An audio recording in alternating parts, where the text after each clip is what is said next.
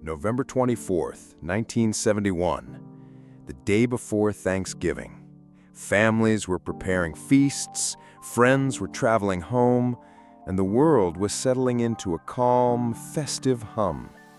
But high above the Pacific Northwest, aboard Northwest Orient Airlines Flight 305, an ordinary journey was about to plunge into the abyss of legend, catalyzed by the calm, unsettling presence of one man. It was a short, unremarkable flight from Portland to Seattle. Among the 36 passengers was a man named Dan Cooper. He was quiet, unassuming, seated in seat 18C. He wore a dark suit, a crisp white shirt, a black tie, and a trench coat. Dark sunglasses obscured his eyes, even in the dim cabin light. He ordered a bourbon and soda, lit a cigarette, and waited. He looked like any other businessman on a quick trip. But Dan Cooper wasn't just any passenger.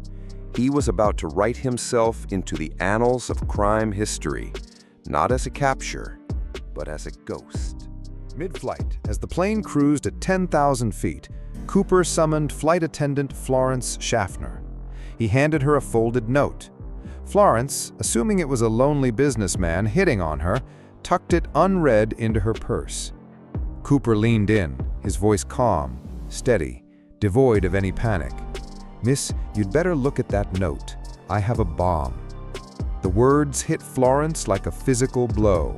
Her heart hammered. She opened the note. It was typed, neat, and chillingly precise. "I have a bomb in my briefcase. I will use it if necessary. I want you to sit next to me." Florence did as she was told. Cooper calmly opened his briefcase, revealing a tangle of wires, red sticks, and a battery. It was undeniably a bomb. Then came the demands. $200,000 in $20 bills, 4 parachutes, 2 main, 2 reserve, and a fuel truck ready in Seattle. He was meticulously precise, even down to the type of parachutes. No one panicked. Cooper's demeanor was so cool, so collected, it almost seemed surreal. He wasn't a raving madman. He was a meticulous planner. This was no ordinary skyjacking.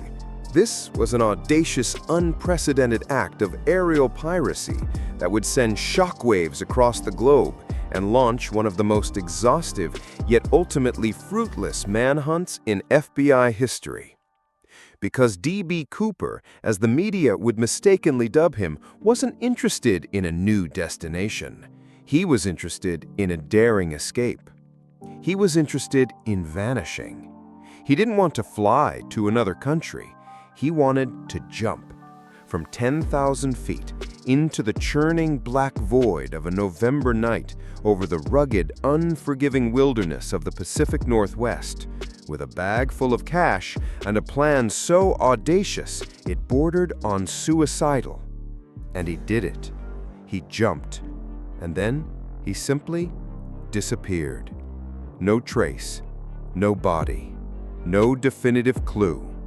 Just the lingering scent of bourbon and smoke, a few eyewitness accounts, and a legend. For over 5 decades, the name D.B. Cooper has echoed through the corridors of true crime, a riddle wrapped in an enigma, a man who beat the system, outsmarted the FBI, and became an American folk hero to some, a phantom menace to others. This is the story of D.B. Cooper, the skyjacker who vanished into thin air, leaving behind the most baffling cold case in U.S. history. A crime so audacious, so perfectly executed, that it continues to captivate, frustrate, and inspire countless theories. In this deep dive, we will peel back the layers of myth and speculation, revisit the painstaking investigation, analyze the compelling evidence, and explore the most plausible theories behind the disappearance of America's most elusive outlaw. Prepare to enter the definitive, untold story of D.B. Cooper, because some mysteries are simply too compelling to remain unsolved. On a crisp, unassuming Wednesday, November 24, 1971, the ordinary hum of a commercial airliner preparing for takeoff would shatter, giving way to a legend that would forever embed itself in the annals of American crime. Northwest Orient Flight 305, a Boeing 727, stood poised on the tarmac at Portland International Airport, bound for a mere 30-minute hop to Seattle. Among its 36 passengers was an enigma, a man whose name would echo through decades of speculation, D.B. Cooper. He was just another passenger, outwardly unremarkable. A man in his mid-40s, wearing a dark suit, a neat black tie, and a crisp white shirt. His dark sunglasses concealed his eyes, adding an almost theatrical air to his quiet, composed demeanor. He took seat 18C, a window seat towards the back of the cabin. His only piece of luggage was a slim black attaché case. As the flight ascended into the Pacific Northwest sky, amidst the mundane clinking of seatbelts and the drone of engines, no one on board could have imagined the chilling drama about to unfold. Casually tucked it into her purse without opening it. She was about to move on when Cooper, his voice low but firm, interjected. "Miss, you'd better look at that note. I have a bomb." The word struck her like a physical blow, an electric current of terror shooting through her. Her blood ran cold. She retrieved the note, her fingers fumbling, and unfolded it. Scrawled in neat block capitals, the message was stark, chilling, and utterly unambiguous. "I have a bomb in my briefcase. I will use it if necessary. I want you to sit next to me. You are being hijacked." The air in the cabin, moments before filled with the mundane sounds of travel, suddenly felt impossibly heavy, suffocating. Schaffner, her heart hammering against her ribs, slid into the seat next to him. Keeping her voice steady, an incredible feat of composure, she asked, "Sir, may I see the bomb?" Without a word, Cooper calmly opened his attaché case, revealing a tangle of wires, red sticks, and a large cylindrical battery. The crude but terrifying device confirmed his threat. It was real. The audacious act had begun. Cooper, his voice still remarkably calm, almost conversational, laid out his demands with chilling precision. He wanted $200,000 in negotiable American currency, specifically $20 bills. No random denominations, no marked bills, just crisp, untraceable 20s. And 4 parachutes, 2 main parachutes and 2 reserve parachutes. His specificity was unsettling, hinting at a plan meticulously thought out, a mind acutely aware of the tools required for a desperate escape. Schaffner, now trembling internally but maintaining a facade of professional calm, conveyed the demands to Captain William Scott. The news sent a jolt of disbelief and dread through the cockpit. A hijacking. In 1971, this was still a relatively rare, almost unimaginable event. Certainly not one conducted with such cool, calculated menace. Captain Scott immediately contacted air traffic control in Seattle-Tacoma, relaying Cooper's precise instructions. The FBI was alerted. A scramble ensued on the ground, a desperate race against time to gather the ransom and the specified parachutes. The plane circled for what felt like an eternity over the vast expanse of Puget Sound, awaiting confirmation that the demands had been met. The tension inside the cockpit was palpable, a suffocating mixture of fear, frustration, and the terrifying responsibility for the lives on board. Every minute stretched, every second amplified the surreal nature of the situation. Finally, the confirmation came. The money and parachutes were ready at SeaTac.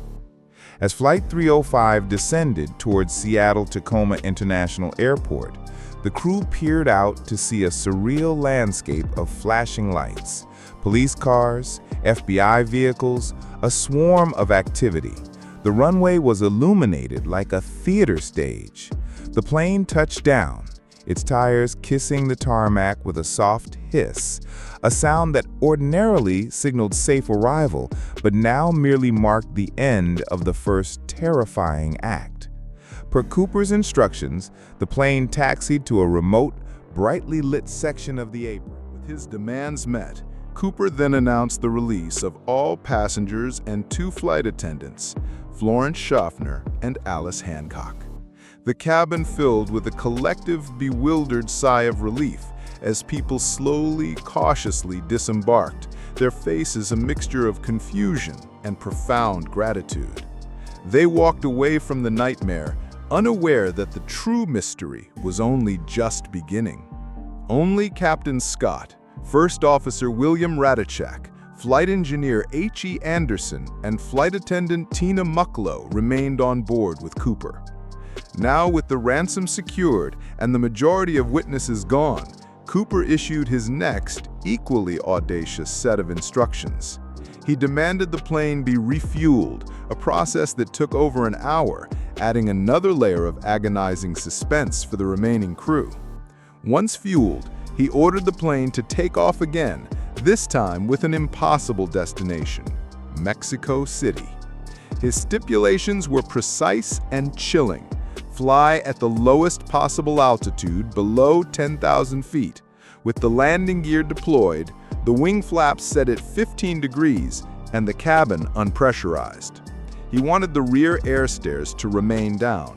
These were not the demands of someone seeking a safe haven. They were the meticulous preparations for an unprecedented escape. The plane, a Boeing 727, lifted off from the Portland runway at precisely 7:46 p.m. But this wasn't a standard commercial flight. It was a ghost flight, carrying a man, a legend in the making, and a secret that would echo through history. Below, a storm system was brewing, a tempest gathering its strength, mirroring the maelstrom of uncertainty about to be unleashed. The new crew on board, unaware of the chilling drama that had unfolded just hours before, were stepping into a preordained nightmare. Tina Mucklow, the flight attendant who had just served Cooper, was now replaced by Florence Schaffner and Alice Hancock. The cockpit crew, Captain William Scott and First Officer Bob Radachak, were under direct orders.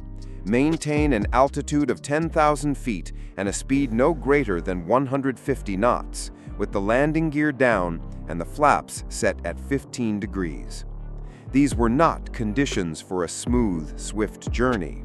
These were conditions for a controlled fall, a meticulously orchestrated descent into the unknown. Cooper, meanwhile, was no longer the calm, collected businessman from the first leg.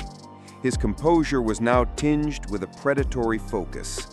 The casual observer might have seen a man simply settling in for the next segment of his journey, but every movement was deliberate, every glance calculated. The stewardesses, now informed of the incredible events, watched him with a mixture of terror and fascination. They observed him as he meticulously gathered his belongings, not a single movement wasted. He signaled to Tina Mucklow, the sole remaining flight attendant from the first leg, to join him. In a voice chillingly calm, he pointed out a red light on the instrument panel above the rear exit, explaining that it was the aft air stair warning light, and that if it came on, it meant the stair was not properly closed. It was a final, almost pedagogical gesture, a warning to ensure no one followed him too quickly, perhaps, or a final cryptic instruction from a master of his own destiny. The clock ticked. The plane churned through the increasingly turbulent air. Rain lashed against the windows, and the blackness outside was absolute, save for the occasional flash of lightning, illuminating fleeting glimpses of the dense, unforgiving forests and jagged peaks of the Pacific Northwest below. This was no gentle descent into Reno. This was a plunge into the heart of a storm, a perfect cover for an escape so audacious it bordered on the fantastical. Inside, Cooper was preparing for his grand finale. He had 4 parachutes, 2 primary and 2 reserves delivered to the plane earlier. With a surgeon's precision, he began to strap them on. The cabin, now devoid of all other passengers, was his stage. He chose 1 primary chute and 1 reserve, carefully adjusting the harnesses, testing the buckles. Then he took the bundle of $20 bills, the ransom money, secured in a duffel bag, and expertly fastened it to his body. Some speculate he tied it to his waist, others to his leg, but the intent was clear. This money, his prize, was coming with him. The sheer audacity of it was staggering. Who, in their right mind, would leap from a plane, in the dead of night, into a tempest with $250,000 strapped to their person? Only D.B. Cooper. The cockpit was a hive of nervous energy. Captain Scott and First Officer Radachak maintained their course, their eyes glued to the instruments, every second stretching into an eternity. They knew what was coming, but not exactly when or how.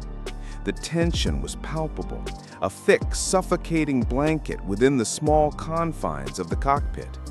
Then, the signal came, a sudden, jarring movement from the rear of the plane. The cabin door, the infamous aft air stair, began to descend. The wind howled, a banshee wail ripping through the newly opened portal. The pressure inside the cabin shifted dramatically, a deafening roar filling the space that moments before had been unnervingly quiet. What happened next was a blur of motion, a fleeting silhouette against the inky blackness. Cooper, a figure of icy resolve, made his move. He walked to the edge of the open stair, perhaps a final glance back into the empty cabin, perhaps a quick, defiant nod to the void. Then he stepped out. Not a jump, not a leap of faith, but a confident, deliberate step into the maelstrom. The wind, powerful and relentless, instantly snatched him, pulling him out into the violent embrace of the storm. One moment he was there, a shadow of a man defying gravity. The next, he was gone, swallowed whole by the raging night, disappearing into the abyss without a trace. The plane shuddered as the stair retracted, the howling wind abruptly silenced, leaving an eerie stillness in its wake. The crew knew. They didn't need to see him go. The silence, the sudden lack of presence, the cold realization that their ordeal was, for now, over. But another, far greater ordeal had just begun. Immediately, the news of Cooper's jump rocketed through the FBI and local law enforcement. Operation Search began, but it was a desperate, almost futile endeavor from the start. The weather conditions were atrocious. Visibility was near zero. The terrain below a jagged, unforgiving expanse of dense forest, precipitous cliffs, and churning rivers. This was the wilderness of the Pacific Northwest, a labyrinth of natural obstacles designed to conceal, to consume.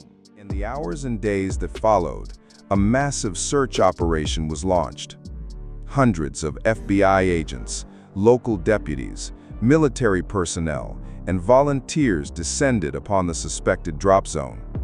They combed through miles of rugged terrain, meticulously searching every inch of the suspected area, enduring the relentless rain and bone-chilling cold. Helicopters buzzed overhead, their powerful spotlights cutting through the darkness, illuminating fleeting patches of forest floor. Ground crews trudged through thick underbrush, scaled treacherous slopes, and navigated swift-flowing streams. The hope was fading with every passing hour. They found nothing. No parachute, no ripped clothing, no empty duffel bag, no sign of the man or the money. It was as if D.B. Cooper had simply evaporated into thin air, a phantom conjured by the storm and the audacity of his own plan. The search continued for weeks, then months, gradually scaling back as the harsh reality set in. The vastness of the wilderness had claimed him, or perhaps it had perfectly concealed his escape. The absolute disappearance of D.B. Cooper and the ransom money became the central, baffling enigma of the case. How could a man, even with a parachute, survive a jump from 10,000 feet into a freezing, storm-lashed night? If he did, how could he vanish without leaving behind a single shred of evidence, not even a trace of the hundreds of thousands of dollars he carried? The official search might have ended, but the true mystery had just begun. The Skyjacker had executed his vanishing act, leaving behind only questions, an empty plane, and a legend that would forever be shrouded in the untamed wilderness of the unknown. His leap into the dark remains one of history's most compelling, frustrating, and utterly captivating cold cases, a testament to a man who, for a brief, audacious moment, truly flew away. The chilling silence that descended upon Portland International Airport on Thanksgiving Eve 1971 was swiftly shattered by a different kind of storm, the relentless, all-consuming fury of the Federal Bureau of Investigation. D.B. Cooper had vanished into the tempestuous night, leaving behind nothing but a mythical legend and a few agonizingly sparse clues. The manhunt that ignited in his wake would become one of the most exhaustive, enduring, and ultimately frustrating investigations in American history, codenamed NORJAK. From the moment the Boeing 727 touched down, the scene was a whirlwind of controlled chaos. FBI agents, their faces grim, swarmed the aircraft, poring over every inch of the cabin, searching for any whisper of evidence from the ghost who had walked among them. They found precious little, a few fingerprints, but none belonging to their elusive Skyjacker. The $200, $100 bills from the ransom, but only after they had already been deployed into the Pacific Northwest night. Yet, amid the desperate sifting, 3 items stood out, offering the barest threads of hope. 2 used cigarette filters, a single tie clip, and, most crucially, a black clip-on tie. This tie, a seemingly mundane piece of haberdashery, instantly became the FBI's most potent weapon. It was a Mr. Hickok brand, clip-on, plain black, but it was what forensic scientists of the era could glean from its fibers that truly tantalized them. Microscopic analysis revealed a treasure trove of industrial debris clinging to its fabric. Particles of titanium, zirconium, stainless steel, and even a unique alloy, possibly from a highly specialized manufacturing process. This wasn't just any tie. It was a tie that had been in a specific industrial environment. The FBI theorized it could point to Cooper's profession, perhaps someone in aerospace manufacturing, chemical processing, or metallurgy. For years, these tiny specks, invisible to the naked eye, fueled endless leads, each particle a silent, frustrating whisper of what Cooper might have been. The scale of Operation NORJAK was unprecedented. For weeks, then months, the rugged, unforgiving wilderness of the Pacific Northwest became the epicenter of the most intense ground search ever conducted by the FBI. Thousands of federal agents, state troopers, local sheriffs, and even hundreds of civilian volunteers combed the dense forests, rocky ravines, and icy rivers of southwest Washington, inch by painstaking inch. They navigated treacherous terrain, battling freezing temperatures, driving rain, and the demoralizing vastness of the landscape. Every fallen branch, every disturbed patch of earth, every discarded wrapper was scrutinized. Search dogs sniffed the frigid air, helicopters whirred overhead, and military personnel joined the relentless grid-pattern searches. It was a monumental effort, a human tide against an indifferent wilderness, yet Cooper remained a phantom. The airborne search was equally vast, though equally fruitless.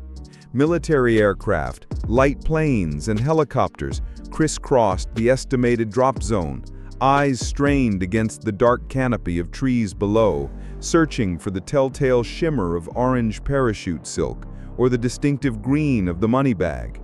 The FBI meticulously mapped out potential drift zones based on wind speeds and Cooper's estimated jump time, but the sheer scale of the mountainous forested region swallowed up any trace of the audacious Skyjacker. The relentless pursuit for D.B. Cooper yielded nothing for years. His audacious leap from that Boeing 727, a ghost against the dark, rainy sky, seemed to have swallowed him whole, along with his ill-gotten gains. Decades crawled by, marked only by the chilling silence of an empty sky and an untraceable fortune. The legend of the Skyjacker grew, fueled by the utter absence of a single definitive clue. Until, nearly a decade later, a small boy, an innocent hand, and a twist of fate dredged up a sliver of the truth, plunging the enduring mystery into even deeper, more perplexing waters. It was February 10th, 1980. 8-year-old Brian Ingram, on a family outing with his parents and sister near the Columbia River, a mere stone's throw from Vancouver, Washington, was doing what any curious boy would do. He was building a campfire, raking the sandy banks of an area known as Tina Bar. His innocent quest for firewood, however, unearthed something far more astonishing than kindling. Beneath the coarse sand, just 2 inches below the surface, his small fingers brushed against a decaying wad of green. Not just any green. These were $20 bills, brittle, matted, and decaying, bound together by rubber bands that had long since surrendered to the elements. What he had found, buried partially exposed by the river's ebb and flow, was a treasure, or perhaps a curse. Brian's father quickly alerted the authorities. What followed was a cautious, meticulous excavation of the site. The bundles, a total of 3, contained precisely $5,800. The serial numbers, painstakingly cross-referenced, matched. This was, without a shadow of a doubt, genuine D.B. Cooper ransom money. This discovery was a monumental jolt to an investigation that had long been stagnant, a sudden beacon in the vast darkness. For years, the FBI had theorized about Cooper's likely landing zone, narrowing it down through meticulous calculations of wind currents, jump velocity, and the precise flight path. The Tina Bar find, located on the northern bank of the Columbia River, roughly 12 miles northwest of Vancouver, Washington, provided tantalizing validation. It strongly supported the FBI's long-held belief that Cooper had indeed landed in the general vicinity of the Columbia River basin, perhaps even surviving the initial fall and making his way toward the water. The relentless pursuit for D.B. Cooper yielded nothing for years. His audacious leap from that Boeing 727, a ghost against the dark, rainy sky, seemed to have swallowed him whole, along with his ill-gotten gains. Decades crawled by, marked only by the chilling silence of an empty sky and an untraceable fortune. The legend of the Skyjacker grew, fueled by the utter absence of a single definitive clue. Until, nearly a decade later, a small boy, an innocent hand, and a twist of fate dredged up a sliver of the truth, plunging the enduring mystery into even deeper, more perplexing waters. It was February 10th, 1980. 8-year-old Brian Ingram, on a family outing with his parents and sister near the Columbia River, a mere stone's throw from Vancouver, Washington, was doing what any curious boy would do. He was building a campfire, raking the sandy banks of an area known as Tina Bar. His innocent quest for firewood, however, unearthed something far more astonishing than kindling. Beneath the coarse sand, just 2 inches below the surface, his small fingers brushed against a decaying wad of green. Not just any green. These were $20 bills, brittle, matted, and decaying, bound together by rubber bands that had long since surrendered to the elements. What he had found, buried partially exposed by the river's ebb and flow, was a treasure, or perhaps a curse. Brian's father quickly alerted the authorities. What followed was a cautious, meticulous excavation of the site. The bundles, a total of 3, contained precisely $5,800. The serial numbers, painstakingly cross-referenced, matched. This was, without a shadow of a doubt, genuine D.B. Cooper ransom money. This discovery was a monumental jolt to an investigation that had long been stagnant, a sudden beacon in the vast darkness. For years, the FBI had theorized about Cooper's likely landing zone, narrowing it down through meticulous calculations of wind currents, jump velocity, and the precise flight path. The Tina Bar find, located on the northern bank of the Columbia River, roughly 12 miles northwest of Vancouver, Washington, provided tantalizing validation. It strongly supported the FBI's long-held belief that Cooper had indeed landed in the general vicinity of the Columbia River basin, perhaps even surviving the initial fall and making his way towards the water.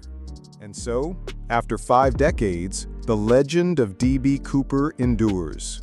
He vanished into the rain-lashed night, leaving behind not a body nor a trace, but an indelible mark on American folklore and the annals of true crime.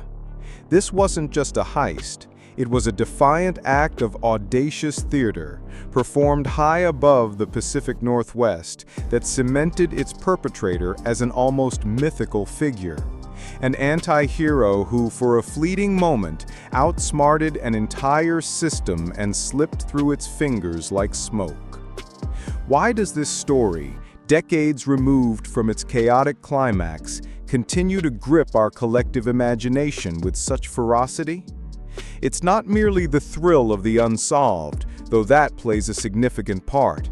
It's the sheer audacity, the simplicity, and the profound mystery of a man who seemingly pulled off the perfect crime.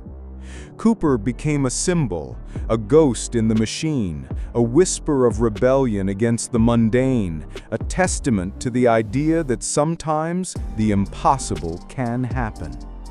His act resonated with a public weary of authority, and he inadvertently became a folk hero to many, not for the crime itself, but for the elusive escape. His legacy isn't confined to dusty FBI files. It permeates popular culture, a testament to his enduring allure. From movies like Without a Paddle that feature a Cooper-esque treasure hunt, to TV shows, books, and even songs, his name is synonymous with the ultimate disappearing act.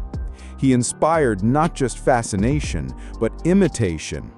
In the immediate aftermath of the hijacking, a rash of copycat attempts plagued the skies, each aspiring to emulate Cooper's daring feat.